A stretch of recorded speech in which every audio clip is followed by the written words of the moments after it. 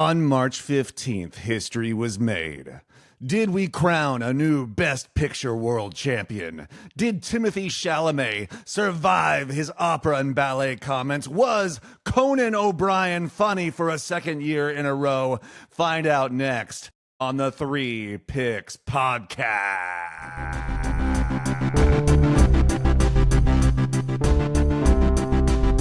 Can't just pick one. You can't just pick two. Oh no, you gotta pick three, or we ain't picking you. Three Pics. The podcast. Okay, well, we'll send it over to the casting director and let you know how they feel, but thanks for coming in. I just want you to know I really want this part. In fact, I want all three parts, all three picks. And that's the podcast that you all are listening to right now. This is the Three Pics Podcast. My name is Chris Kennedy. I teach beer. I teach yoga. That's awesome. I drink beer. I've been drinking beer, apparently. And I love movies. This guy next to me is the master of ceremonies for this podcast, Clint Tomerlin. How you doing? I'm doing good. You want to do good. You hope you do good, and I think I'm doing pretty good. Awesome. That's a Bedazzled reference. Sorry. Yeah, Bedazzled. That's a poll. I think I saw that one time from a Blockbuster VHS. It'll come up in a future episode, I'm sure, because I love that movie. Will it? But yeah. Fascinating. All right. Well, welcome to the Three Pics Podcast. This is your Oscar reaction, I guess, version of this particular podcast. We are going to have three different picks, but the three picks for this week will be the best Oscar moment of the evening / worst Oscar moment of the evening. So each of us have picked three each, best and worst moments. And we're just going to go ahead and I think you want to get straight into it, Clint? Yeah, let's go. All right. Why don't you give me your number three best and worst moment of the evening? Okay, I would say my number three, let's just start at the beginning, the Conan cold open. Yes. I loved it. It reminded me of when I was growing up watching the Oscars when Billy Crystal would host. They would shoot these intricate skits of him being put inside the movies or riffing on the movies in some ways that were nominated. And so Conan immediately started the show off as Aunt Gladys and did this incredible running through children chasing him like in Weapons and running through all the movies, F1, Hamnet, which that really got me when he was running across Hamnet. Even hiring an animation studio, it was not AI. They hired an animation studio to insert Conan into K-pop Demon Hunters, which was also really funny. My favorite quote of the night, Will Arnett, "It's not a prompt, it's an art form." So yeah, yes, I love that. So I just loved the cold opening, and it was a classic Conan moment where it led right into the actual ceremony of. He burst through the theater with all the kids following him. Oh, yeah. That was awesome.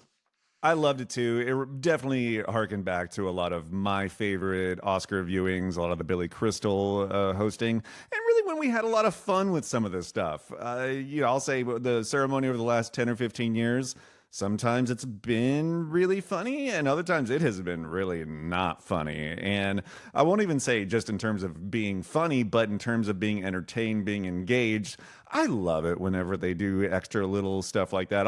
That'll play into one of my moments a little bit later, but I thought the cold open was fantastic. Now, what was not fantastic and something we both experienced, which we did watch the Oscars separately this year for various reasons, but when I had the red carpet on, which again, I'll get to that later. Yeah, not a euphemism. The transition, they're like, okay, stick around for tonight's Oscar ceremony. And I don't know about you, but I was watching through Disney Plus Hulu because it says that the Oscars are available on Hulu. What happened? I started watching 2020. And then all of a sudden I find myself getting and downloading the original Hulu app. Maybe I got to do the Hulu app, and then I couldn't sign into that account. Ended up after about 7 or 8 minutes having to log into YouTube and do a free trial of YouTube TV in order to get back on the feed. So as much as I love the cold open, and it was a tremendous moment, I had to go back and watch it. Yeah, same. Disney Plus, we were watching it. Had not only were they announcing that you could just keep it there to watch the Oscars, but I had looked it up online and it said you don't need a Hulu Live account, you don't need, YouTube TV, this and that. And yeah, it just kicked us over to the news, and we had a friend eventually use a free trial of YouTube TV to watch it. It's one of those things that when they announced that YouTube was going to take over in 2029, I was a little like taken aback. And then now, after experiencing the continued enshittification of streaming services, I'm ready. It is what I've had on more than one occasion. Yeah, it's. And I don't know if that's because I'm old. No, Or I just can't, I don't know where shit is anymore, but it does seem a lot. For as many apps and things and Twitters and TikToks that we got to tell us where everything is and all that, man, if I was not just like desperate for 10 minutes to watch the Oscars telecast, you know what we used to do? In my day, what we used to do? Turn on channel 6. Wow. It's on. The streaming services they're raising their prices, and their services are getting worse across the board. It is, and this is the driving, won't get too into it, but it's the driving force behind the modus operandi of technology companies this day, which is have something amazing, some innovation, offer it, and then slowly cut features and raise the prices at the same time to where, now like I may as well have just had cable. Like, I mean, YouTube TV is $80-something a month. So, So it reminds just you, I have have cable. 5 days to cancel that shit. You need to cancel that. It sneaks up on you. So, not to be too pessimistic, that was a bummer. But the cold open itself, after I saw it, this is great. Love the creativity. Love the tie-in to the movies, and love the callback to previous Oscar ceremonies. Where does Conan O'Brien rank in your all-time Oscar hosts? He's up there. Yeah, for me too. He's up there. Yeah, I enjoy his ability to take the movies seriously without taking himself seriously, and navigating that, and kind of poking fun at the ostentatiousness of the ceremony while still showing this has value and this art form has merit and this is a global thing that we're celebrating. He's one of the best at navigating that. Absolutely, absolutely. I wrote in my notes, I find him to be a bit of a statesman, because he can simultaneously make these absolutely wonderful, big, dark digs at people, at things, whether it was YouTube, AI, not taking the art form, seriously, or, aspect ratios on your phone of watching movies, that kind of thing. That was great. But then at the same time, there were one or two moments where that were somewhat politically charged in some ways from him specifically. Well, there's other people we might talk about or might not, but he's able to walk that line without going over the line. Mm-hmm. However you want to put on him, because he's not a straight up stand up comedian, but he's that whole package that knows where to go, how to be funny. Not only that, but what to make the jokes about, and his timing, as always, is completely impeccable, I think. Yeah, for sure. My third worst pick is the technical issues and some of the production faux pas during the ceremony. Yeah. I mean, it's a live event. I get it. You can't plan for everything. But there were some things that happened that seemed really unprofessional and below what you would expect from an event that is portraying itself as a big deal. 20 million people watch it, or whatever the numbers are. And you had things like cutting to Conan from commercial and them not realizing he was working the crowd. He's literally working the room, and then realizes that they've fucked up in the booth, and like looks to the camera and he goes, "Are we on?" Yep, you are. Which, a great host for that. I can't remember the exact award that it was for, where they dropped the microphone. Like, the microphone had come up from the stage, and then as the guy was giving his speech, they dropped it, and then cut to Conan, and Conan seeing it and laughing, makes a little quip about it, and then they cut back and let him finish his speech. But things like that, the incredibly poor taste. Call orchestra cutting the speech off for the Golden winners when they won. That was insane. At least 3 microphone cutoffs from what I could count. Yeah, which a fourth. It's like, we know that the show's going to run long. They actually somehow managed to get it in less time than I thought they would. So it feels weird. I'm like, why do we need so many minutes to devoted to Robert Downey Jr. and Chris Evans reading some shitty copy that someone wrote for them that really Gotta did not sell work? Avenger tickets, man. We gotta sell those I Avenger know. tickets as if nobody is not going to go see that movie. I know. It's weird. It's one of their biggest properties. If anything, there should have been some Moana live action, presentation or something. Yeah, and I think a lot of those production issues contributed to I texted you it was probably 2/3 of the way through it. I was like, we are at 3 hours and we still got a shit ton of categories to go. And some of those things probably have contributed to that, but this was not a great show for the producers. I don't know that we're getting an Emmy Award nomination this year for this telecast. Yeah. At all.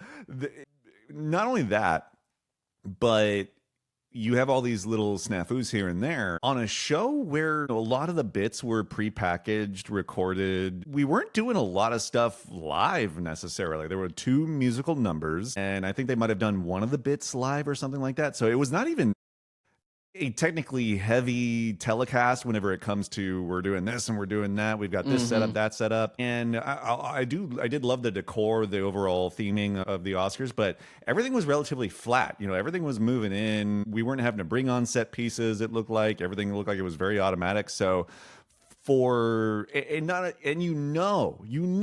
have one extra category this year. We knew we were going long in memoriam. We knew we were going long in so many aspects. And it's one thing whenever you're going to just say, you know what, we're going to go long. But then when you start cutting off some of those categories, microphones pretty quick, pretty early-ish. And not only that, but you set the precedent already that you were going to bring the microphone back twice. Then it happened, I think it was the third time, it was golden, right?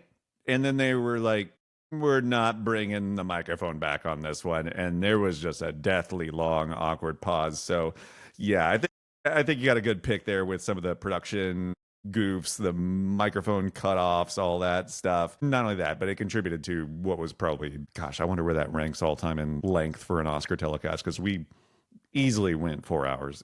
I don't know if it was 4 hours. All right, looking it up. We went 3 hours, 40 minutes. So the Oscars were 3 hours and 40 minutes, but it did feel longer. And that's from 2 guys that didn't even get to see the opening live. Do you know what the longest ceremony is? Like which Oscars year is the longest? Yeah, which Oscar year and how long did it go? I want to say 1997. Am I close? 98? 2002. Okay. 2002, the year I graduated high school. Woo. Ran for 4 hours and 23 minutes. What were we doing back then? That's Lord, 5 musical numbers. Probably. Yeah, 5 musical numbers. A lot of montages. 1959, that was 1 hour and 40 minutes. God bless them. However, the first ceremony ever, 1929, 15 minutes. In and out, baby. Hell yeah. And out. That's awesome. So, yeah. The Oscars felt long. The production issues were messy, but Conan was great. So how about you? Give me a best worst moment. Okay, my number 3 best moment, and this makes me feel warm and fuzzy inside. It makes me feel good about myself. It makes me feel reinforced in my beliefs.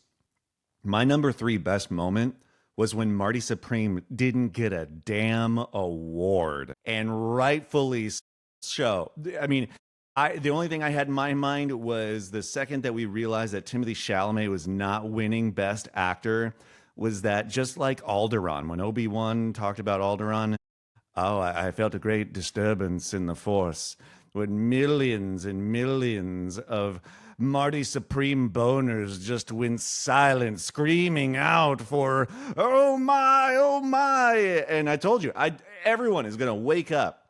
We're going to do an Oscar hangover episode probably sometime in October or September. So many of you are going to have Marty Supreme hangovers. And again, I understand people made the movie. We support this and that and da.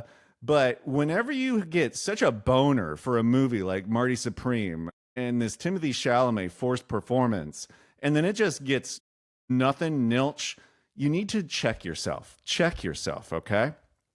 And I think you should have seen the Chalamet apologists come out over the past week. The ballet, the opera, it doesn't mean anything. It came in too late. No, no, no, no, no. It aired well before voting. It didn't go viral until then. And you cannot tell me that that did not have some play. I mean, they called this out like 3 times in the telecast itself. Spielberg was doing it. Nathan Lane, I think, was actually the most eloquent whenever it came to this, whenever he said, you know what? People are going to be doing opera and ballet hundreds of years beyond, what we're going to see Mr. Chalamet's probably reach will be. So one of my best moments was just that feeling I had whenever I came out of Marty Supreme and just being like, I don't understand what they're all talking about. And then to come away from the telecast feeling so good, so right in a cinema opinion. That's It wild. It was an amazing feeling. That's wild. So yeah, Marty Supreme getting blanked at the Oscars, really tremendous moment. Not only for me, it's a tremendous night for cinema. Yeah, let's. Your favorite movie was Train Dreams, which also didn't win any Oscars. So by that logic, I guess that's kind of shitty. Train Dream didn't get. I guess Train Dreams is a shitty movie, and when you lose your Train Dreams boner, come on with this Marty Supreme slander. It's a good movie. Train Dreams is a better movie. Sinners is a better movie. Well, yeah, all the movies, facts, like they're better. But every movie at the Academy Awards was better than Marty. I think Frankenstein was at the Academy Awards and won a lot of Oscars. Don't think there. So here that leads good segue. Good segue. So my third pick for worst moment of the night. And again, I'm not shitting on people's jobs, this or that or the other. However, the segment of the show that was just a long winning streak of Frankenstein winning all the below the line, combined with the shorts in the documentary this year, this made for a very long, kind of forgettable stretch of the ceremony for me. I found myself wanting more in memoriam. I found myself actually, and I'll give this to K-pop Demon Hunters, I wanted more music this year for some reason. I wanted more performances. Whenever we would get into a bit by Conan, they were so good. Whenever we got into the song numbers, I thought both of those were really great. Sinners more so than K-pop Demon Hunters. And why K-pop Demon Hunters was so late in the telecast, I don't know. I don't even have kids, and I was like, this is pretty late for K-pop. So that long stretch of Frankenstein, the shorts wins, thought was really boring. And I can't say there was all that to me that was that memorable about. I'll even say this. I think for the speeches overall tonight, even though I was very, very excited by some of the top ones, I don't know that I've come away from this particular telecast with, oh, he said this. In fact, I was in my notes just saying, did I write down a single thing anyone said in their speech? The only quote I wrote down was the Will Arnett. It's a prompt, not a prompt. It's an art form thing in regards to AI. So I'm thinking I enjoyed so many other elements of the telecast that, well, one, I don't know what we were doing with Frankenstein this year. Warfare could have won in sound. We could have had Sinners for costume and gone down that a little bit more.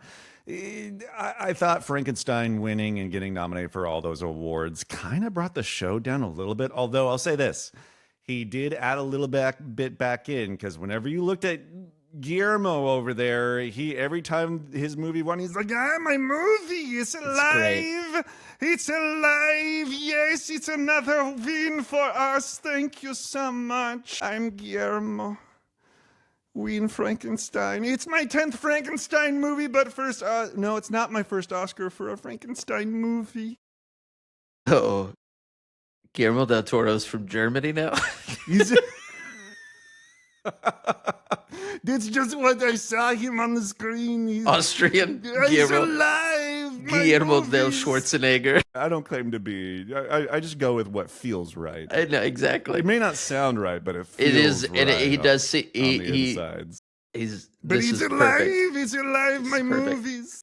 Did you see I Jacob Elordi eating Skinny Pop?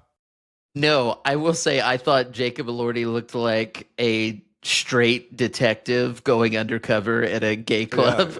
him and Like, Chalamet had it's like, something what are similar you going on doing? there. Not to mention Chalamet dressed like Shawn Michaels from WrestleMania 25, Yeah, coming out in all white. leaning into it. He knew he was going to lose. You could tell Chalamet from Jump Street. He had more hope of winning last year than he did this year. You could Oh, just see it on his face. You could see it on his he face. looked like a little Well, kid whose parents just told him to eat all his vegetables and didn't want to. which, to his credit, he didn't throw a fit. He showed up. He let them do. He didn't slap anybody for making jokes at it or anything. Like, okay, At like, least that. At least he laughed, even if it was a fake. Who knows? These are actors; they could all be fake laughing. He laughed along, even though on the inside he might be like, "Fuck you guys! I'll show you." Dune Oh yeah. 3, Well, Electric yeah. Doonaloo. Yeah, exactly. We're not 24 hours removed. What's the first thing I wake up to this morning? Dune 3, Angry old Atreides. shaved Coming head. for Dune 3, the epic conclusion. This is great. I said this last episode that I said, congratulations, Timothy. You are Leonardo DiCaprio. And he got to be nominated alongside him and lose alongside Leo. And I think it's going to drive him to make better decisions. That this is to me, it kind of feels like that Leo coming out of Romeo and Juliet and Titanic era. Okay, like, Yeah. I think we're going to get some cool, more mature performances out of Chalamet once he gets out of the franchise, obligations. I hope Dune 3 is amazing. I hope I this want it does to him succeed. well. He Yeah. looked like somebody that had learned Kinda a like lesson. he was like, okay, you got me. And it was and everyone who said no, it didn't matter. I think it did matter. I think it very palpably felt like it mattered. Maybe not necessarily. I'll say this. It maybe not just the voting, but overall, I think he got the message that you just do not shit on or refer to your other artists in that way. And I think I think most of the people that took offense to it, it was that. Don't shit on other art forms, man. You don't need to do that to make everybody successful. In fact, I don't know what you've just done. Yeah. Other than Well, make yourself a bit of a pariah for a little bit. as much as I think it affected the votes in some way, I don't think it affected it enough to say that he would have won if he hadn't have made that statement. I think that narrative kind of detracts from Michael B. Jordan's win. No. That was well earned, well deserved. He won precursors as well. There wasn't a big front runner, and that's why it was so exciting. Was we had such a great crop of best actors. It felt like it could go in either direction during the campaign. So not to take away from Michael B. Jordan, he definitely shot himself in the foot, Timothy. But yeah, that's a good distinction to make. Michael B. Jordan won that award. It wasn't that Timothy Chalamet lost it. Yes, yeah, He was firm believer he was going to lose it anyway. I knew he was going to lose it from the second I walked out of Marty Supreme. Well, that could be your old man takes coming out, because that movie, it's a solid 4 out of 5 for me. Come on, it's like Oppenheimer. It's Oppenheimer. Softer. Oppenheimer for me was a 4 out of 5 too. So to wrap up my last worst point of the telecast is I enjoyed so many aspects of this telecast that were not the shorts winning, that were not Frankenstein winning over and over. As much as I love the shorts and think they deserve their time in the sun, I think if we know that we're going long like this, they made no accommodation to they have truncated these awards in the time that they have before in a more organized fashion. They used to even do you remember they used to do some categories out from the audience to save a little bit of time? Yeah. They didn't even do that this year. And to know that you have an extra category that you're going long in memoriam, just not sure why we didn't have more organization there. Plus, I think the shorts, I think it's time to move them to the technical awards, to the off-broadcast awards, because there were so many elements.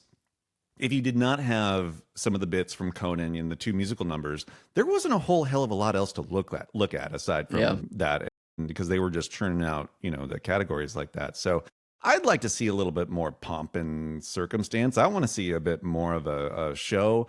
And if that means that we're no longer just taking guesses out of nowhere on the documentary shorts categories, I'm kind of okay with that. As long as they still reward them in their way, have the package, something like that. But I think for the main telecast, I think it's time. It would be really cool, at least for live action short and animated short, if they gave the Oscars ahead of time and allowed them to either animate or film some sort of acceptance speech slash creative way to show like a short, like basically run a short during the Oscars of the winners and using that creativity in some way. Yeah. You know, to where they're still doing some kind of acceptance speech, but it's not, we don't have to go through the presentations, and it could be a fun, you know, cinematic moment to show that artistry. I think that would be more fun. Of course, it ended up being one of the more interesting categories at the Oscars because there was a tie that Yeah. and beautifully handled by Kumail Nanjiani, just incredible. And he did that so well. He did. How did Now, he do that so well? I know that there is a protocol in place for ties, so I'm sure presenters are told about that in some. Do they have to go through like Oscar compliance training? Yeah, they have to, like, sitting in front of their computer. In case of a tie. It's just And Robert they Downey do the Jr. quiz, and they get it wrong, Yeah. and they go back and they just put their correct answer. And then eventually they're like, okay, now you have to do a bit with Anne Hathaway. I love Anne Hathaway. That wasn't a dig at her. What's your number 2 best and worst? Numero dos. I'm going to go into worst because you mentioned it already, but I want to talk a little more about it. The worst moment for me, the second that I'll say, is K-pop Demon Hunters Golden. This is one of the biggest songs, arguably the biggest song that came out last year. Would you call it a worldwide phenomenon, Clint? 100%. Maybe a universal phenomenon? Yes, it's one of those songs. Yeah, you know, it's Paramount, really. It's one of those songs. I mean, I haven't felt this way since Shallow. You know, with Star Is Born. Can you describe that feeling for me? Where you you had when you first heard Shallow? Oh my gosh, it felt like being at the second Starbucks in the same block in 2010. You know, that's what it felt like. It's a good fucking feeling for a white guy. No, it was just such a big song. Like, we don't, because it's usually a bullshit category where the songs have nothing to do with the movie. And it's, you know, we've had I'm Just Ken, which is a hilarious and fits in the movie. You know, we've had a few songs, but I'm Just Kidding. No one was listening to that in the same way that they're listening to Golden. And that's why I compare it to the Lady Gaga Shallow. It's people, for me and what I do for a living, people were requesting that song all the time. Golden's the same way. I've mentioned that before. Kids know it. Their parents are sick of it. So you would think that the Oscars would go, hey, we should maybe open the show up with this number, or at the very least make it the first musical number. So it's got to be in the first hour. Parents are watching the Oscars, showing their kids probably their first Oscars watch, because K-pop Demon Hunters are going to be there, and it's this will be fun. And then there's no way those parents were still around, at least not in Central Time and up to the East Coast. You know, maybe for Pacific Time they were still up, but for our time zone, we were texting each other because it still hadn't happened, and we were near an hour 3. It's like, yeah, where it was. Right what are we before, doing? I think it was 2 hour 40, 2 hour 30, Yeah. somewhere Yeah, in there, somewhere around that. And so, and then to add insult to injury, not only did the song take forever to get into the telecast, but they did a shorter version of the song. So I'm thinking, well, if you were going to do a truncated version of the song, I really don't understand why we waited so long to do it. And then it wins, and they cut off, you know, most of the speeches for it. It was just so bad. It was such a we are out of touch moment, like classic for the Oscars. You guys, this is one of the only things that's going to boost your ratings this year, and you fumbled it. Wild. I think we can safely say that the Academy Awards and those that plan this particular awards presentation probably hate children. Well, They probably hate children. And I say that not only because they did not put Golden at the very beginning of the awards show, they shortened what you already have established is the most popular song probably of all time. But here's my other thing. Every single joke, or nearly every single bit that Conan did was about the YouTube takeover of the Oscars. We hate your platform. We hate the way that you watch things, and we hate your culture and your movies. So Yeah. we're going to give the least amount of time possible to K-pop demon hunters and this upcoming takeover where everyone's going to be watching the Oscars on their cell phones. Yeah. I think it's safe to say they hate children. It's a shame how out of step the Oscars continue to be. I mean, I grew up watching the Oscars. I forced my family to watch the Oscars every year when I was in single digits. So I know that there are young fans that get into this. And nowadays, it's even easier for young people to connect to award shows and things because of short form entertainment. It was really weird. And I love the YouTube bits. The skits were very funny, the comments that Conan made and the jokes. But whoever's decision it was for Golden, like that, whoever produced the ceremony, I guess, like, I don't know, that was wild. Yeah. So 100% in agreement with you. I know that Golden should have been at the beginning of the show. I know we should have had a longer version of this song in the goal of adding more young, youthful viewers to the telecast. However, I can tell you, sitting here as a 42-year-old white male with some Native American heritage, that not having Golden at the beginning of the show and not having a long version of Golden was absolutely spectacular. I loved it. And the other thing that you're wrong about is the best song category is still a piece of shit category. That needs to go too. Yeah, well, I don't think best song should go. I'm a songwriter though, so I'm gonna rep for my people. I want to win an Oscar someday. Hey man, so people are it's gonna got be to around stay. singing songs longer than they're gonna be watching movies. So It's true. I just give it to Bond every year. I want another Bond movie. Skyfall was great too. Best song. That's what I mean. It's easy to shit on the nominations as a whole for best song, but a lot of the winners are iconic. So They are. I mean, come on, fucking. It's hard out there for a pimp. Okay, so so this leads into my second favorite moment. The other song of the night was Sinners. They did a performance of I Lied to You, that piercing the veil scene, which when I saw that scene in the theater, I started crying. Music is a very, very deeply felt special connection for a lot of people. I dedicated much of my life and my career to music, and that way that song captures the musical history and the African American influence over every decade of music. The way it goes through is beautiful. And honestly, if the Oscars telecast gets Emmy nomination, it's because the way that they shot I Lied to You. It was good. It was incredible. So good. It felt similar to the movie without just being a copy of it. They had the actors, Jamie Lawson, Lee Jun Lee, Miles Caton, were there. Buddy Guy, who was also in the movie, but not only that, Missy Copeland, who's had hip replacements and is a ballerina and helped promote Marty Supreme, and then is now a part of like one of the greatest Oscar song performances of all time, in my opinion. And she's doing ballet in front of Timothy was a great meta moment, Timothy, again, was not the point of that performance. It was just a funny, because Misty Copeland, she earned her spot there regardless. Exactly. It was not planned to be a middle finger to Timothy. That was poetic justice. It was poetic. Justice. Yes, it was poetic justice. And that's a good movie. That could be in a pick future. Shabuzi was there. Raphael Sadiq. Brittany Howard from Alabama Shakes was there. It was so cool. And Jack O'Connell, Yes.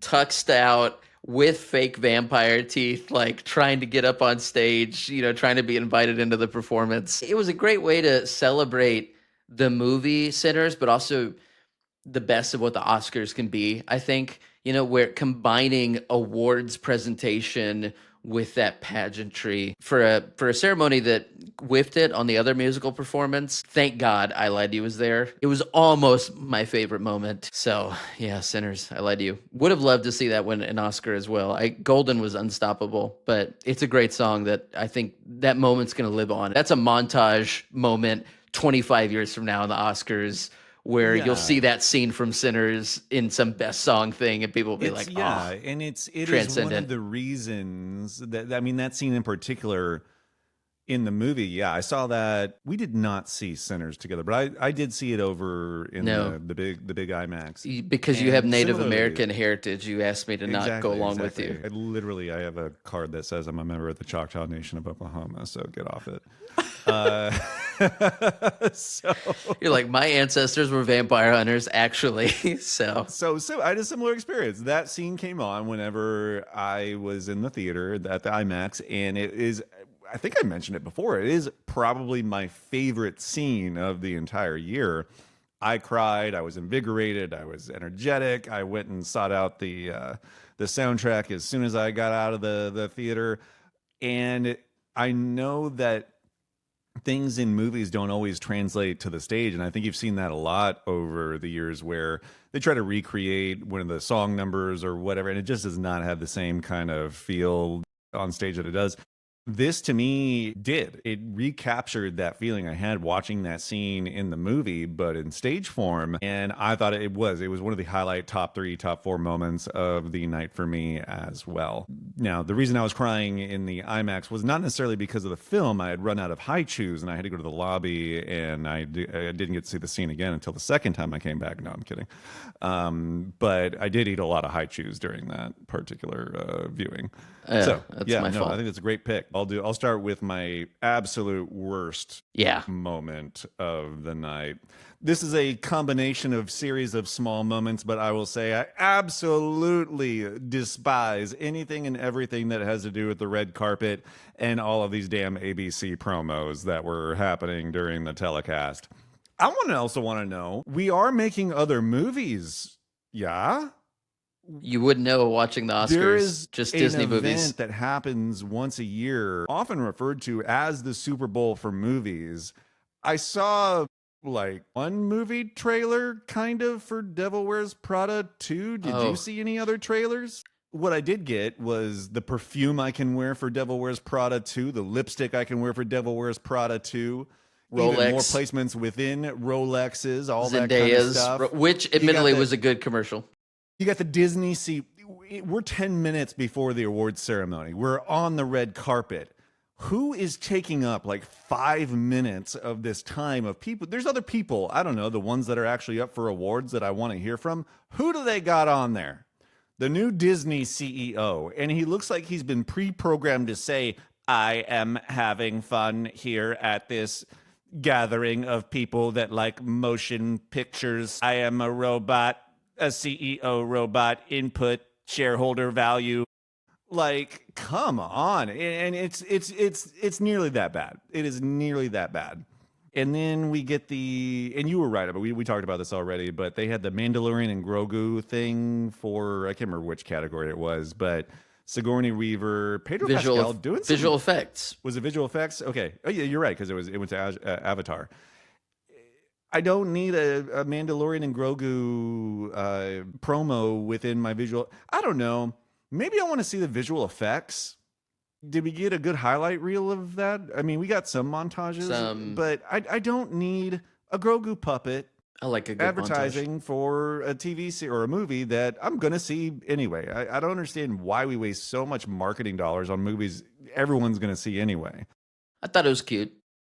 It's cute. Of course you Kids fucking do. Kids are watching the Oscars. They're like, it's Grogu, and then they get to hear Sigourney Weaver cuss out Kate Hudson. That's a great moment. And that was the only part that redeemed it, was when she said, "Get away from her, you bitch." As much as the Avatar win was kind of, okay, it was cool to see Sigourney Weaver, who was a part of Avatar, give the Oscar to them, and she seemed genuinely like touched and excited for the team. You don't often get to see someone that involved in the process hand the Oscar out to them, You know what especially you get for to a see a below lot the of, line. though? So You know what you get to do? You do see a lot of, though? blue Avatar butts. winning fucking visual effects. Yeah. With their We could see a dead lot of blue that. So butts. I understand the It way pays the advertising bills. and marketing works. I get it, but whenever you're only selling Mandalorian and Grogu and I think Devil Wears Prada 2 was the bigger offender of it this evening. It seemed like every other second we were getting a Devil Wears Prada 2, this or that. It's a big deal. Whenever they brought Wintour on board, and that was cool. one of the funnier there were some really awkward presenter moments this evening, Yeah. but That one was, I felt, one of the better ones. She wasn't a very cringeworthy, it wasn't the UFC fighters at the Golden Globe Awards or anything like that. So yeah, was not overly excited by the red carpet as usual. And But it's so manicured and manufactured now that it's just I have some pushback to that for the red carpet, because one of my favorite moments happened, and it may not have been on the official like 30 minutes before red carpet. It may have been the one that they're doing right before. They talked to Alexandre Desplat, for the composer for Frankenstein, and he's been nominated 12 times. He has a few wins, so he's total pro at just being at the Oscars, unfazed, doesn't care. And one of the cheesy, because they're all really cheesy on the red carpet, it's so cringy, every interviewer. how They do were these like, people get these jobs? they're just a part of the network, and they just pick them from other places. There's a way of doing it without being cheesy, without being looking like you barely know anything about the people that you're asking questions I know of. they're like, ha, ha, ha. Anyways, could you help teach my kids how to play an instrument? It's literally what this one of the presenters on the red carpet was like, talking to one of the greatest composers, and said, could you tell my kids at home to like learn their instruments? And and the inside, I was like, son of a bitch, lady. Come on. Think of who you're talking to. And he did, without dropping a beat, he goes, play many instruments. Don't just play one. Find the instrument you love, but more importantly, the one that loves you back. He just pulled that out in a stupid, cringy moment, and that's awesome. That's great Play the advice. instrument that loves you back. That's great advice. It's Is so that why I cool. don't play an instrument yet? There is not. I have looked for an instrument that could love you, Chris, and it doesn't exist. I've tried. You know what? I still remember hot cross buns on the recorder. I know how to do that relatively well. The second best moment that I have of the evening, we don't spend too much on this because you kind of went into it already, but I thought Conan's bits were spot on, fantastic. All of them I thought were some of the funniest things I've seen on the awards show. Starting off with the opera, I thought the vertical phone aspect ratio thing hit on a lot of different levels. Us physical media lovers will love that. Yeah, that's right. You're not going to see the entire picture. You can't do that on a phone. You can't do that on a tablet. And to have that be the focus of a joke, it felt really, really good. Now, I have to say this. My absolute favorite bit of the evening, and I'm just going to leave it at this, was when Conan came out just with a leaf blower, blowing fake leaves, didn't say anything about it, and that was it. And to me, that's the kind of comedy that I love Conan for, is just something nondescript and just kind of cheesy, and we don't even have to comment on it, but Conan coming out and blowing leaves with a leaf blower and then just saying, here's the next category. Fantastic. I love that shit. I love that as well. A lot of the bits felt like you were just watching an episode of Late Night with Conan. Some of the interactions between he and Matt Berry being the announcer, all of that. Yeah. The Timothée Chalamet ping pong ass. Like that, all of those bits to me, it just felt like Late Night with Conan. Did you stick around for the send-off? The send-off was great. The one battle after another. That was such a good epilogue there. If you did not stick around for the end of the Oscars, have we ever had an after the credits Oscar scene before? I don't believe so. Post credits Oscars? I think so. Anyway, mimicking, of course, one battle after another. You got to check it out if you didn't. So funny. Sure it's on the Oob Tubes. But so yeah, funny. I thought the bits overall were great. There wasn't a single, a couple years ago we had one where we visited the Academy Museum that was really cringy. I don't know if you remember that one. I do. But some of these bits have not done so well. Yeah, in I do. Past, and so I was happy to see every one of them kind of land. I did love I love that they do ads for the Academy Museum, because I had the opportunity to visit last year, and it's an incredible museum. It has an incredible theater attached where they do all sorts of showings. Yeah, if anything, they could do a better job at like hyping the museum up. I hate history, so I'll just never go. No, I hate history. It makes sense. A lot of white guys don't like history these days. Okay, so this is my number one, right? We're getting into your number ones now. Wow. Okay. I don't want to end on the worst, so I'll start with the worst because that's not fun. This is a very personal worst for me. Are I you gonna cry? I'm gonna start. No, I'm just kidding. Stellan Skarsgård, I still believe he or Delroy Lindo should have won Best Supporting Actor. Yes. Everyone knew that Sean Penn was going to win, but in my heart, I just couldn't accept it. He was I like, picked him, so I it know was he was the gonna win. odds. I think it's something with supporting actor. If they win the SAG award, it's some weird like 80% correlation with if they win the Oscar. Crazy. So not only was I geared up for this is probably going to hurt, but the motherfucker didn't even show up. He didn't, just like everyone has been talking about, that he just doesn't seem to care, which is his prerogative. That's, hey, award shows are ultimately meaningless. This is your craft. You don't have to care about that. That's fine.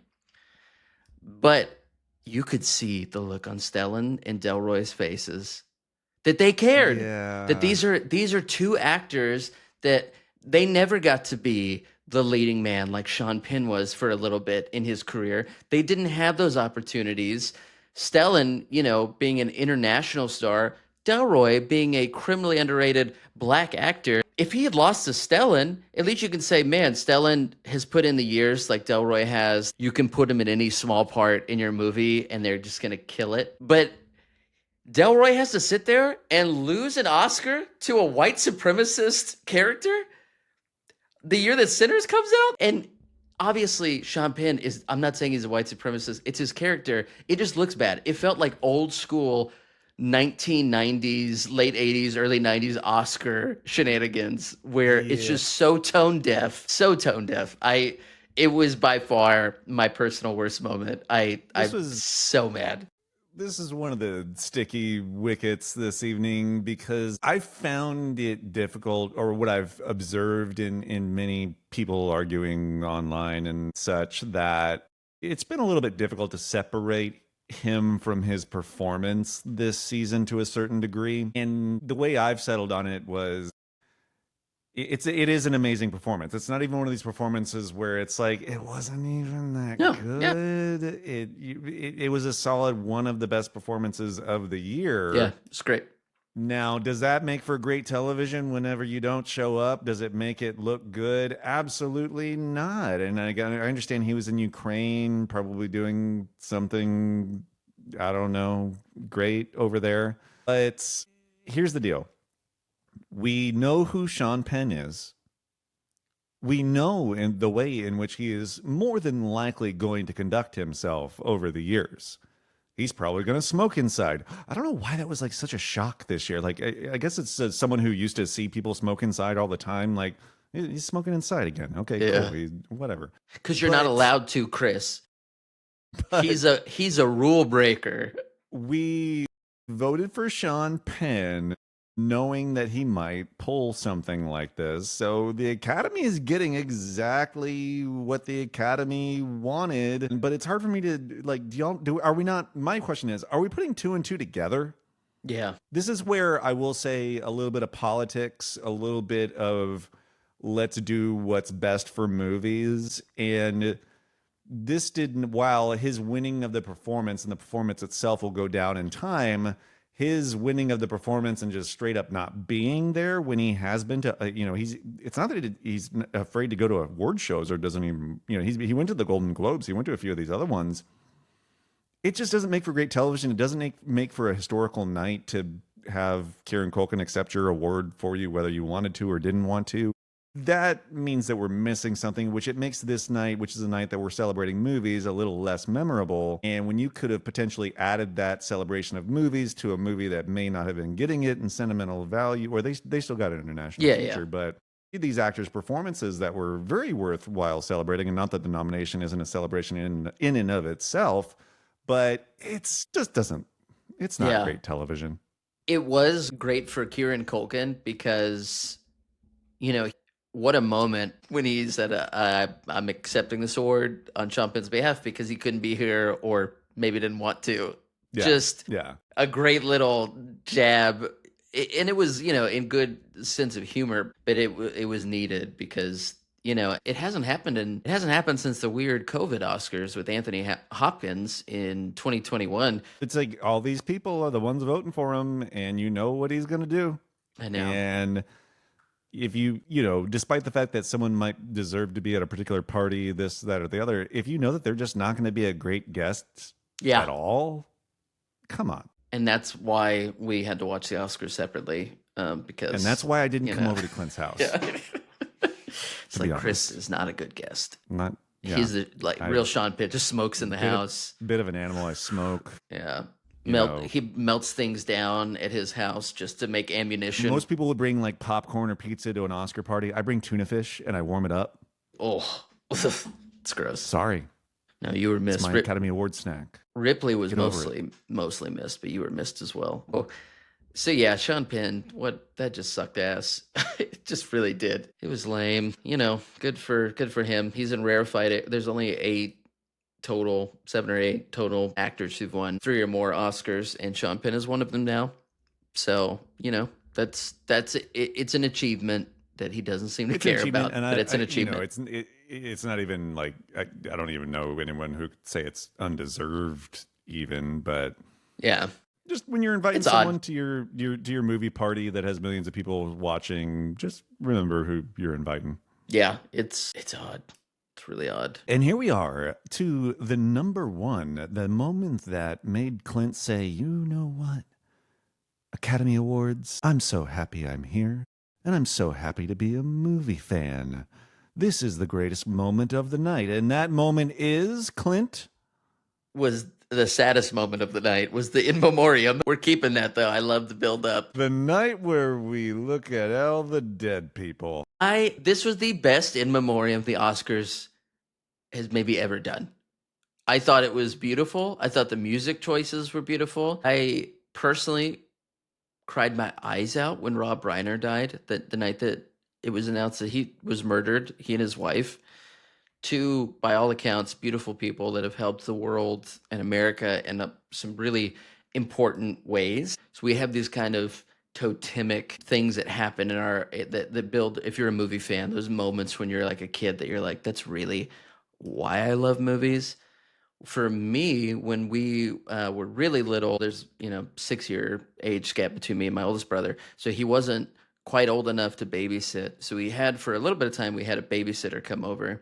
Her name was Tara. Shout out to Tara. And she, like a lot of babysitters, they would just rent movies, and then just put movies on while they're watching these kids. She brought Princess Bride over tons of times. So many times we would watch Princess Bride, and it developed this fervor and love for that movie. It was one of my first movies that I truly loved because of that experience. And so losing Rob Reiner, you start to personalize these things in this way. Even though I didn't know the man, it's like, this was a part of my childhood that's gone, And similarly with losing Catherine O'Hara was another big one for me. A Mighty Wind, that was one of my favorite Best Song nominations. That really was very influential for me in my musical movie journey growing up. So the In Memoriam, and seeing Billy Crystal, which we talked about, just maybe the greatest Oscars host ever, seeing him come out and so affectionately speak about his friend. And then when the Mark Knopfler score came in for Princess Bride for the orchestra, I started crying because it was just that all of those memories coalescing. And so it's another personal pick, but the In Memoriam, I thought it was beautiful that Barbara Streisand coming out to sing a little bit and still crushing it at her age vocally was really impressive. Rachel McAdams talking about Diane Keaton. It was such a heartfelt thing that on a night that was a little iffy with some of the programming choices, I think anybody tuning in to watch that understood the weight of the loss of these actors and filmmakers. And I just thought it was really beautiful, really well done. Yeah, that, Clint, thank you so much for that touching tribute to the very, very touching tribute. I fucking hate Princess Bride, by the way. I think it's low, Rob Reiner. That is the worst take. We did really good by the dead people this year. Who hurt you? No, you're 100%. It's the In Memoriam was amazing. They triumphed this year. And I agree. When Billy Crystal came out, when everybody came out, well, I even No, had a little bit of skepticism when I don't care. It was McAdams who I don't came care. out, right? I don't care. Was it McAdams that came out? No, you don't get to enjoy the in memoriam. I was skeptical. It was McAdams. I think it was. It's McAdams Rachel that came out. McAdams. Yeah, I was skeptical whenever she started talking, but then she told that story. Here's what got me, because I cried as well. But what got me was when she told the story of the song that Diane Keaton would sing on set. That's whenever I started going. But what was nice for me, You started crying because you don't like the idea of women working on a film cried set. because the in memoriam segment. You Was thought on it again. you thought it should be men only. You started crying. I thought it should just be white men. We're getting such a wrong idea of who I am on this podcast. You're like We Colonel joke here, Lockjaw. y'all. We joke. We got lots of Colonel jokes. Lockjaw. Colonel Lockjaw here. Actually, I woke up the morning after the Academy Awards. I stayed up so late. I woke up walking like Colonel, like Lockjaw in the morning. And you think that was from staying up late? Interesting. But no, He had one so bottle after another. Now, here's the question that I guess we just end up having every single year, and like some ball bag somewhere on the internet determines here's the person or people that we missed. Has there been any outrage so far this year over missed people? Yes. James Vanderbeek was not there. Malcolm Jamal Warner, which, by the way, two very prestigious television actors. Yeah. I'm not. I get. I'm waiting to hear I know that both of them have done movies, but I'm waiting to hear who the movie actor. Yeah, I could say they're both television actors. Bridget Bardot was the one that they forgot. Bridget Bardot, yeah, okay. That's Bridget a Bardot. movie I actress. saw something I think about Eric Dane as well. Yeah, but and no disrespect to them whatsoever. No No. disrespect to them whatsoever. I have bet the least favorite job of anybody at the Academy Awards is who does the list of the in memoriam people. And they put the thing on the bottom. They put the thing on the bottom where they're like, for a complete list of everyone we lost. That's right. They did do that. I think I'd even put a note about that somewhere, that they actually put a QR code down at the bottom. It's like, here's the complete list of people. So if those people are there, everyone on the internet needs to shut up for a hot second and just enjoy the fact that we got an in memoriam segment that lasted 4 or 5 minutes long. You know, we finally gave it the weight that it needs it. And again, that's my take, I think, from the beginning of the podcast is if we do cut down on the shorts, if we are well prepared with the production and all these snafus and whatnot, that allows us to take these wonderful moments. And I tell you what, I liked the 5-minute in memoriam segment with people speaking about others more so than the quick commercial before the commercial break goes. Like, I thought, I'm going to agree. I think it's the best in memoriam segment I've ever seen. Yeah. It was good, and I'm seeing here, it's crazy. I just did a quick Google search, and it says Princess Bride is a great movie, regardless of what anyone says. That's crazy. Apparently, it's just like a fact that everyone. Wow, that's wow. That is wild. In fact, the biggest memory I have of The Princess Bride, it was not one I grew up with. I think I just came to it too late. Didn't care by that time. And not only that, but I don't believe in love. I don't believe in love either. There it is. I was working for a private school. I was the director of fine arts for this particular school. The principal at the time decided that he was going to gather up all the single teachers and that the principal's wife was going to gather up all the single female teachers. So we didn't know that this was going on, but what was happening was the principal's wife took out all the female single teachers to do what single female teachers do. What that is, I still don't know.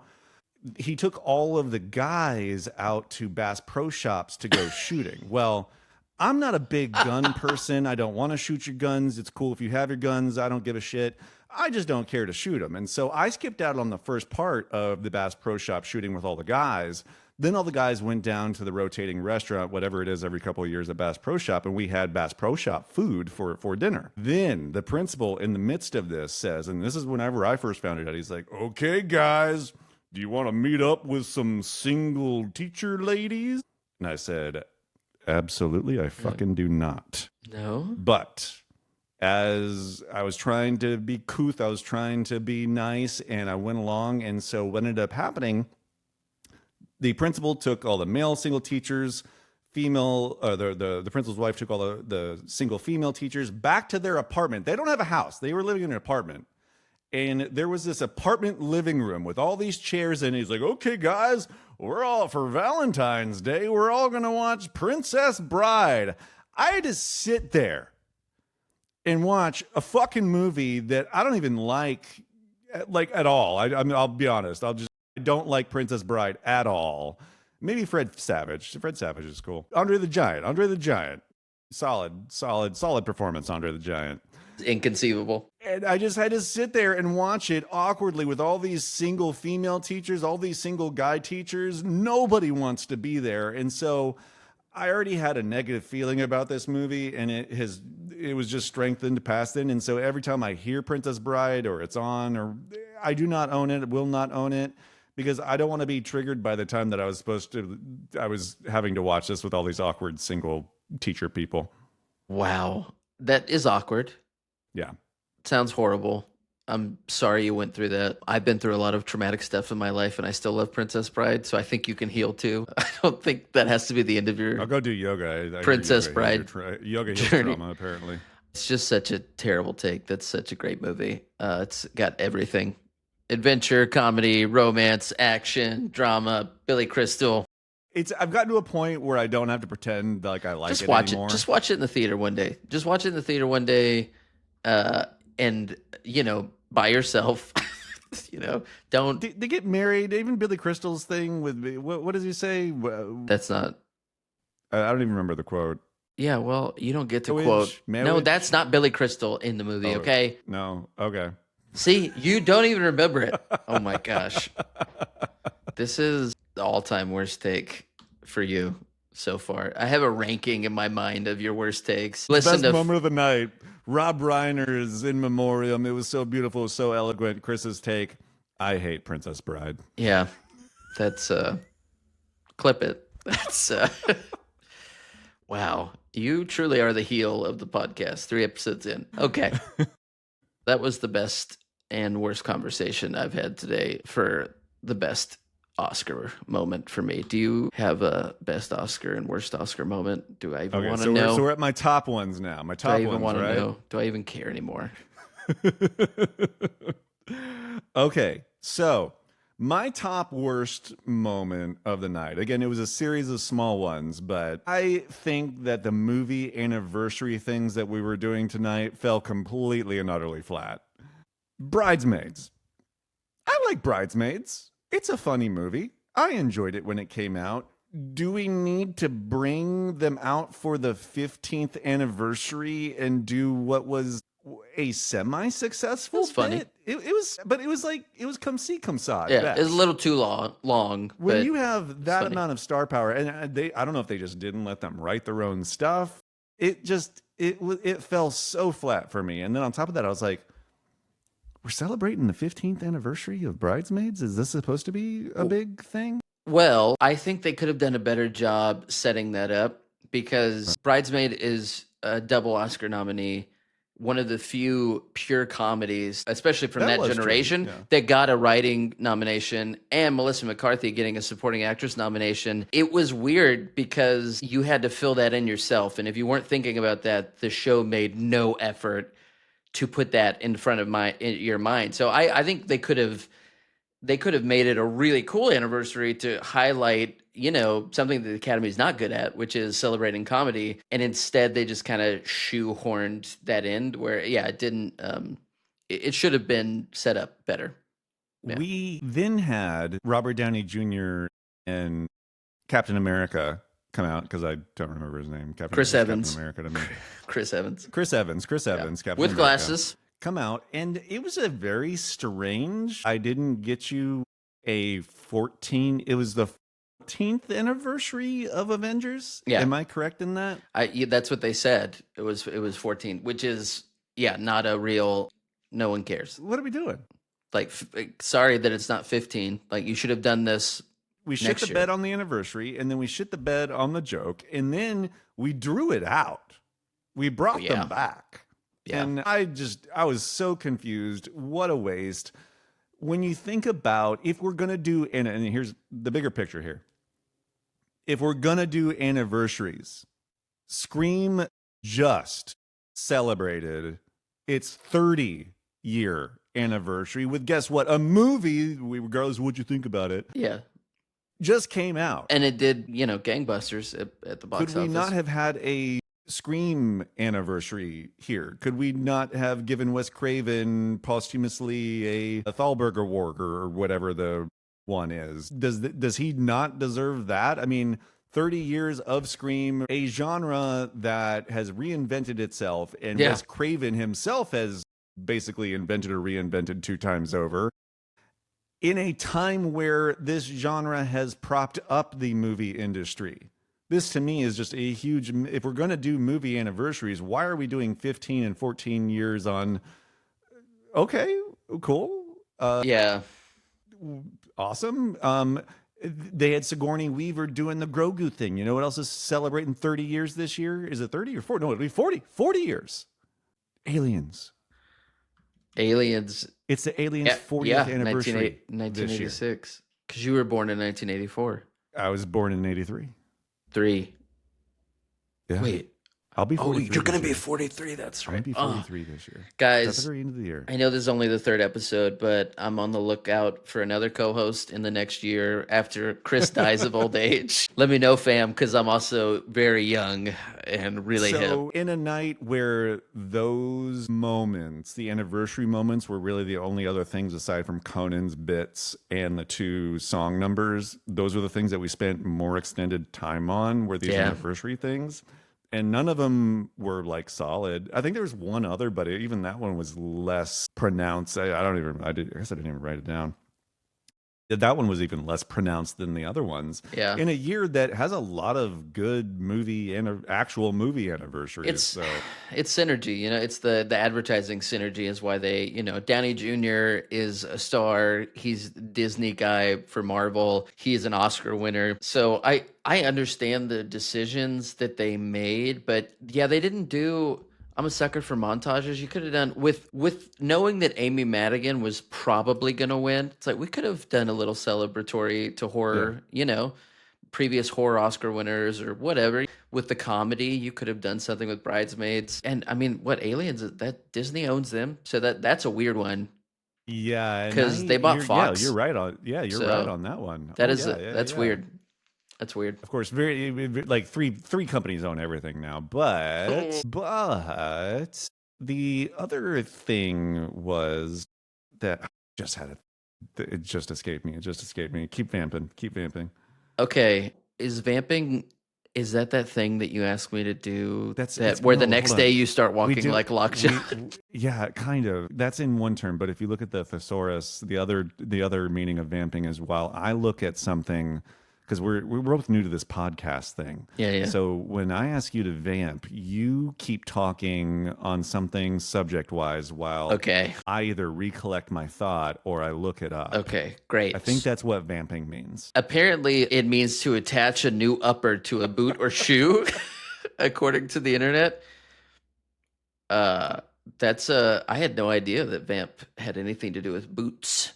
So anyway, we could have spent more time on other things instead of 15th and 14th and 13th anniversaries of movies. We had bigger celebrations that could have been had. For sure. Now, that's the bad stuff. We're going to leave on a good note. Well, most of you are going to leave on a good note. I'm not going to leave on a good note, and we'll get to that in a little bit. But my absolute favorite moment of the night was in between. It was the cinematography editing category split. So yeah. Editing ended up, am I going to make sure I get this right? Editing went to One Battle, right? Yes, correct. And cinematography went to Sinners.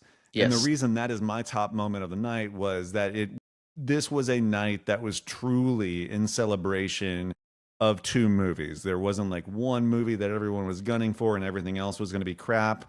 It really did feel like the entire night was a big, big celebration of One Battle After Another and Sinners, just the way that I think these nights should go. And it was at no point in time did it feel like one was really getting the slide or getting momentum over the other. You could argue The casting Oscar was a bit of a surprise for Yeah. everyone that's kind of in the know or has some knowledge of what's going on here. But so is That was a bit of a cinematography. surprise. So, Because we thought that was just going to go to one battle as well. The fact that you got to see some of our favorite filmmakers, well, you and I mean, I could easily say Paul Thomas Anderson is one of, if not my favorite directors. But yeah, Coogler is very high up there. And to see them just trading back and forth and going back and forth, and then keeping us kind of guessing up until the very last moment who was going to win Best Picture. Some people, oh no, I knew. No, you did not. Shut up. You did not know. You did not know at all. I always know after it happens. But it just felt like superpower. a great night. And so Yeah. not only that, but you and I had an Oscar bet going, and that Oscar bet, basically who wins the most, amount of predictions correctly, that went up until the absolute last category. We were Came texting each down other, to the making wire. sure, and it was going back and forth, back and forth, back and forth. And so for me, for the telecast overall, I was so engaged, not only, kind of excited on the side for the Oscar predictions. Early in the telecast, I thought that I was like, oh man, I'm going to lose. Well, I thought I was going to because of Pearls. Pearls screwed me pretty early. Oh, on. that's true. That's true. And so to have a telecast where I was simultaneously into my Oscar predictions, but also into the celebration of both these movies, throwing in Michael B. Jordan winning Best Actor. Overall, you could argue just that's one of the greatest moments of the night. But to see both directors, both movies being celebrated in such a great way, and it makes it, back to some of my early comments about Frankenstein, it just makes me, I wish we were able to celebrate more good movies this year, because it feels like, One Battle and Sinners did dominate most of the conversation. I feel like we could have made some more wiggle room for discussion of more movies had we just not automatically nominated Frankenstein for frickin' everything. Yeah. But overall, great night for the movies. Great night, particularly for One Battle After Another, Paul Thomas Anderson, Sinners with Ryan Coogler. Autumn. Another good night at the movies, I think. So I thought it was successful overall. Yeah, so, I mean, Sinners had some of the best wins. Autumn Arkapa's speech was incredible. She made history being the first cinematographer who's a woman to win. That was a great moment. And the speeches, Paul Thomas Anderson's speeches were really great. So was Coogler's. I was just really happy for both of those filmmakers to win. And I was even more happy to come out as the winner for the Oscar for Best Achievement in Oscar predictions. I'm going to read our text exchange. We were talking, I had miscounted. So I thought that we were, I thought that at first I was losing, and Chris let me know that we were tying and that it was going to come down to Best Picture.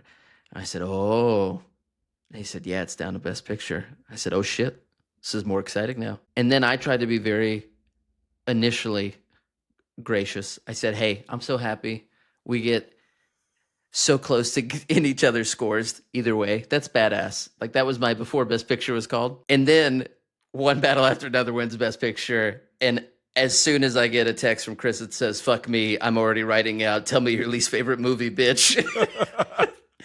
Because as the winner, I get to now choose for a future episode for Chris, any movie of my choice to watch. And I'm not helping you out. No, you shouldn't, but I'm not helping you out at all. I have some great contenders, but the rule is we were supposed to, which this is Chris's rule, so this is on you, buddy.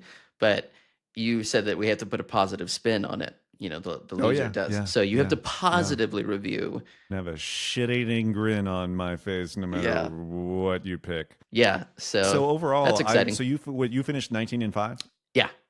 Yeah, 19-5. I finished 18-6. Yeah, 19-5, 18-6. So if you are new to this podcast and you're just like, these guys have no idea what they're talking about, fuck off, because I got 18-6, he got 19-5. Those are not quite. They're just under pro level numbers. Yeah. But we know what we're talking about. I was very proud of my record. Had I not I did play the extremes on Kate Hudson, and I don't take that back at all. We could have tied. I don't take back the Sinners pick at all. So it came back. It came all the way down to the fact that Clint picked One Battle After Another. I picked Sinners. And you know what? I'm happy with both. I'm happy with both. I'm even excited about what my nice little assignment is going to be here Yeah. pretty Well, soon. I don't know about Were that. there any other things that you want to Yeah. discuss or highlight Uh, on the Academy Awards? yes. Ryan Coogler, when he was backstage after winning best original screenplay, my favorite award of the Oscars always is original screenplay. So, what you might not know if you're just watching the Oscars and you're not too crazy fanatic about all this like we are. So they immediately go into a press room. As soon as they win, they're taken backstage into, and there's press waiting for them, and they answer questions right away. I encourage you to look up some of these because they're great interviews. Some of them, and for Golden, they got to finish their acceptance speeches backstage. I love So that for you them. you can look that up, and it was really touching. But Kugler, someone asked him about how his uncle James, who's passed away, but he's the biggest inspiration for Sinners. And Kugler was talking about his writing process backstage, and he said this. I wrote it down. If you write what matters to you, it's going to matter to other people. It's great advice for writers, for creatives. Like, don't just chase what you think people want to hear, want to see, want to feel. Just, write what matters to you. And That's a moving target you'll never hit. yeah, so, just to connect with people. So I love that. The Michael B. Jordan win just filled me with joy when he pointed at Jesse Plemons in the audience. Oh yeah, that goes way back. Yeah, way back. Friday Night Lights, so that was incredible. And then really, yeah, I mentioned the Autumn win. That would also be up there for me. And seeing Paul Thomas Anderson finally win, I imagine, this is what it felt like seeing Martin Scorsese win, for people that grew up watching the Oscars back then, before we were born. What I'm happy with it is that with Martin Scorsese, it's always kind of he won it for The Departed, which nothing against The Departed, but when you consider his body of work, Departed. How did he not get it? Departed. With Paul Thomas Anderson, it's not but he won it for one battle after another. It's he won it for one battle after another. Yeah. I don't feel there's any asterisks in any way, shape, or form on this one, other than maybe he deserved 2 or 3 others. Yeah. Exactly. I mean, 14 nominations. Once you add the one battle after another nominations into his total Oscar nominations is wild. And now, 3-time Oscar winner. Really, it's just really cool. And that's really cool to see him win all 3 of those in one evening. Yeah, one shy of Sean Baker last year. He did last year. Because he had best editing. So he had 4: directing, editing, screenplay, and picture. Yeah, and I think that made this. I loved Sean and the Honora win last year, but that competition between Sinners and One Battle After Another. There was a certain point in the telecast last year that we pretty much knew Honora was about to take everything. Just steamrolling. Mm-hmm. Yeah, same with Oppenheimer. It was like, okay, so Oppenheimer is just going to win. For me that year, that was just yes. I see behind you. I can see it's cool. I had to watch this movie lose Oscars, behind me. So that was not fun. For me, I'm glad it's over. This was an extreme. I was telling you, we don't even do this professionally or anything, but I do. I'm steeped in movie news and culture, and it's one of the few things that I pay attention to. And the fact that it's not going to be Oscar talk for a while, that as much as I love them, I want to give One Battle After Another and Sinners a little bit of a break. Yeah. And just to all the people out there that think I absolutely despise Timothée Chalamet, let me tell you exactly what I did after the Academy Awards. I just wanted to watch something fresh, wanted to just dig deep, lose myself in something. I turned on the first Dune, and I watched the entirety of the first Dune after the Academy Awards telecast, and absolutely loved it. I 4.5 starred it. Wow. Yeah. I need to revisit those before Dune 3. And I'll probably do Dune 2 tonight, and I happened to just catch the Dune 3 teaser, which I thought it was hilarious as we went through all this stuff with Timothée Chalamet, which I know you won't hear more opera about. Occasionally I have to make a joke about ballet and opera, but Timmy has got what he deserved. I feel like there's no more need to punish him. Let him bring cook. It up. Let him learn. Let him cook. Like we want. He did it. But I tell you what, if the next thing that I woke up was not to a dirty old Timmy face.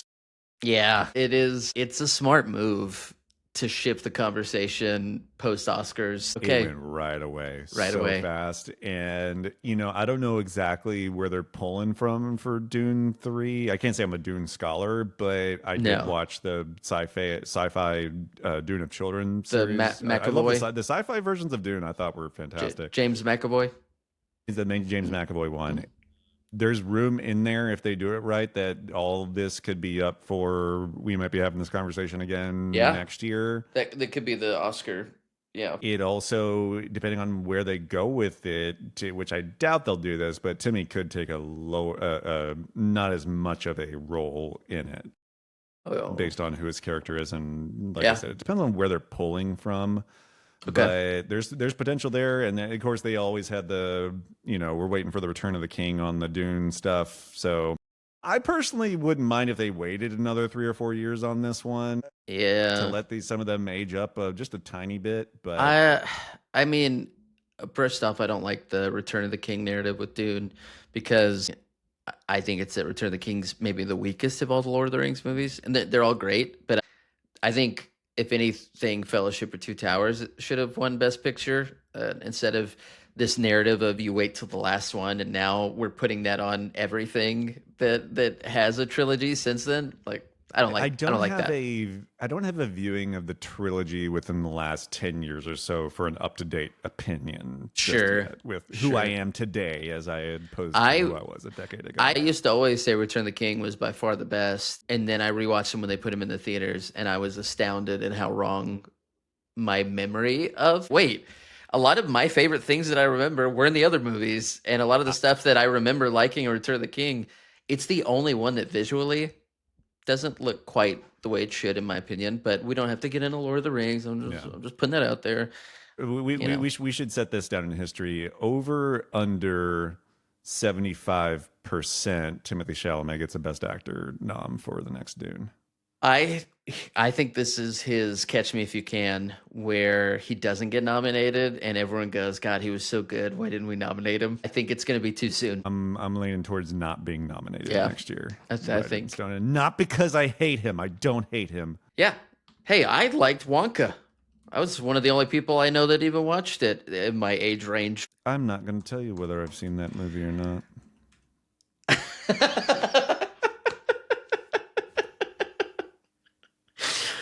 I was really hoping that I could get you with that one. I really love Last of the Showgirls, the Taylor Swift movie too. Have you ever seen that one? I have like a list every episode. I'm going to be asking I'm you. having technical difficulties. That's weird. I'm seeing that on your top 4, it's Wild Robot. Is that right? Oh, Princess Bride. Okay, man, I love movies. I do too. This stuff and doesn't. it was another good. It was a good one. I thought it was a good one. A little muted at times.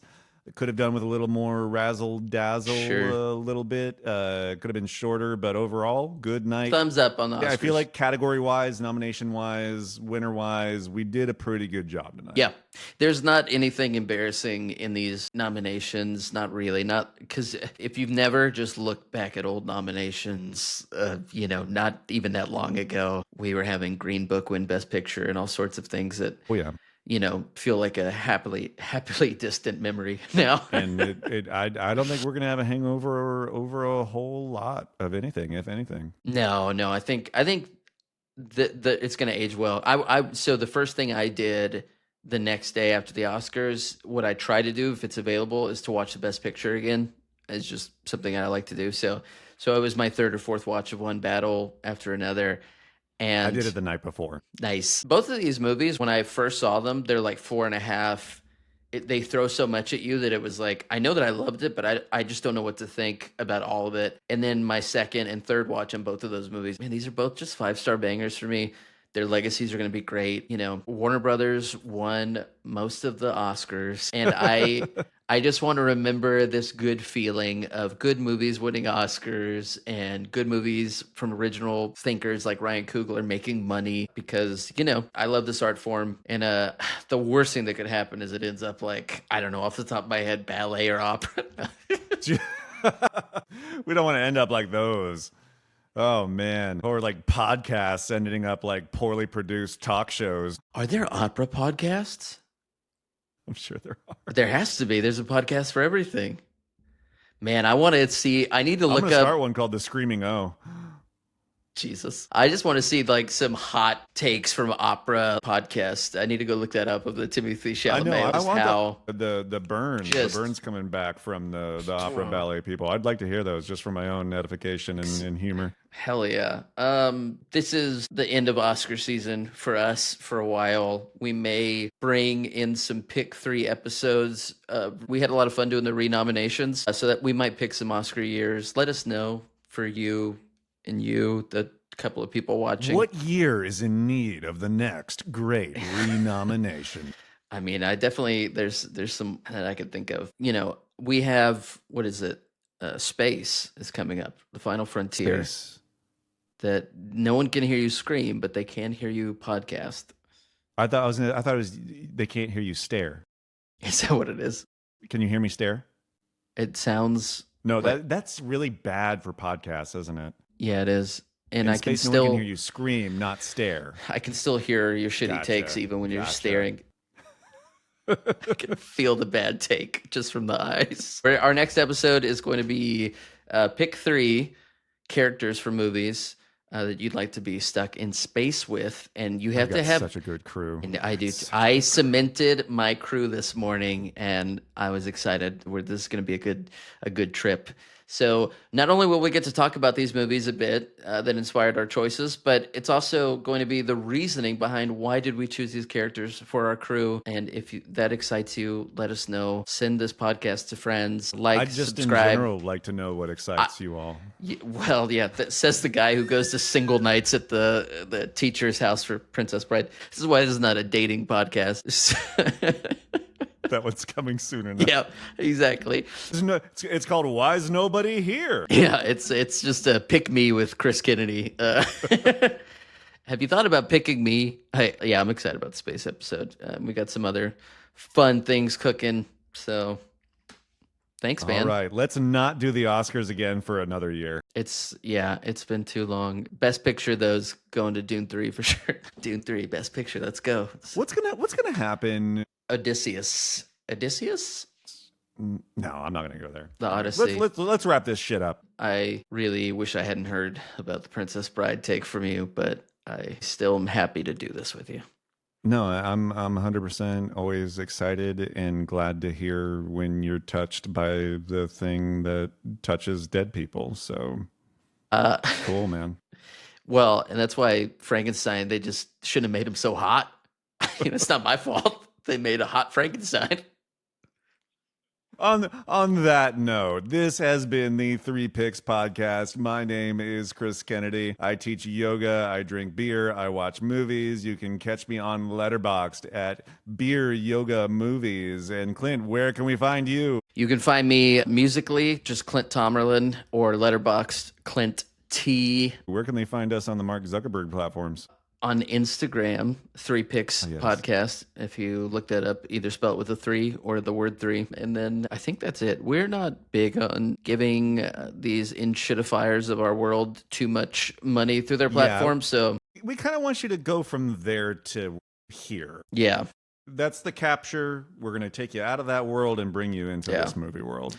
Yeah. So in the words of James Taylor, fuck Facebook. Peace.